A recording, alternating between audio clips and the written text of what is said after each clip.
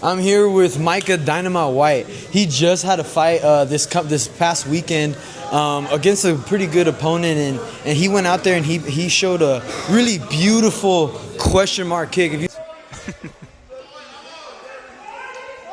there it goes again. You know what that is? It's a fancy kick, and he just landed it right on the chin, dropped homie, and then ended it with some nasty ground and pound. High kick, right on that knot. Michael White going to work here. Micah looking for the TKO. Ruben Martinez got to do something here, or this fight's going to be... How do you feel about your performance? Man, I feel great. I think it was a very long camp. I was supposed to fight 2 months ago. It fell off. The guy didn't show up to the fight. So I had about 13 weeks to prepare for this guy. So to finally get in there, finish the fight, it was just a huge weight off my shoulders. So I feel great. Yeah, I mean, me and him fight a lot on the same card, and I remember seeing that his dude dropped off, and I've had that happen to me. And if you guys don't know, man, that is one of the suckiest things to be preparing for like a month, right? Yep. So now that you got that fight done, what are you looking for now? Like, are you about to fight again soon? Are you going to wait a little bit, or what's the plan? Yeah, I got a couple different options. Again, after a super long camp, feels good just to take some time to be human again. You know, whenever you're in camp, everything in your life kind of goes towards preparing for it and stuff. So it's good. I coach full time too, just like you know what I mean? So it's good to get back and touch base with some of those things, give the focus where it's been pulled away from, give it back to, you know, where it needs to be. So just focusing on stuff like that right now, but hopefully the next month or two we'll have some fight news and get it going again. Do you have a specific date that you're looking for, or just kind of down for whatever? I'm kind of down for whatever. If it's for Fury, I would love to hop on that New Orleans card. I think that'd be sick, which is July. There's a couple other things potentially in the books, but nothing official yet, so we'll see. We'll kind of take it by play and we'll go, yeah. For sure. Hopefully no opponents drop out this Yes, time. hopefully. That's all I care about, for sure. Yeah. So martial arts has been a big part of your life, I know. I mean, knowing you. Yeah. Would you recommend this to others, you know, other families, other kids, like for them in their life? Yeah, absolutely, man. I started martial arts when I was 5. We kind of honestly have a very similar story and background with martial arts.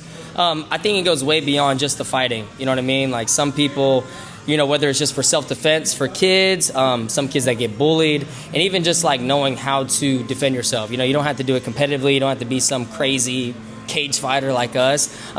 But everybody has a different way to do it. Even, you know, like soccer moms, you hop in, put the gloves on just for a workout. You know what I mean? I feel like it's just a fun way to condition yourself while being able to learn how to defend yourself at the same time. You know what I mean? It's way better than just hopping on the treadmill or something for a couple of miles. You know, it's just a better way to really keep your health in check, but also learning how to defend yourself and grow as a person. Yeah.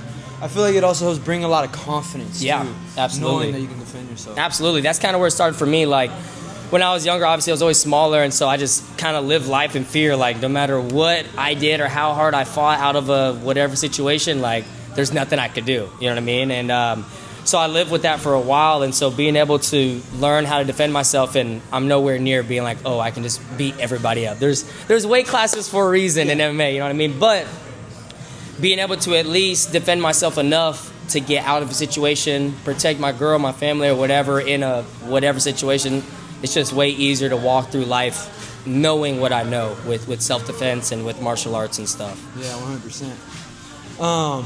What do you think about Fury Fighting as an organization? I love it. Love Eric. They've taken good care of me. I've been going to their shows back before it was even Fury, back in those Garcia promotions. I was like 7, 8 years old watching old men beat each other up. But I love it. It's cool, man. It's good. I think the best thing about it, and why majority of people fight for Fury, it's a great feeder to the UFC.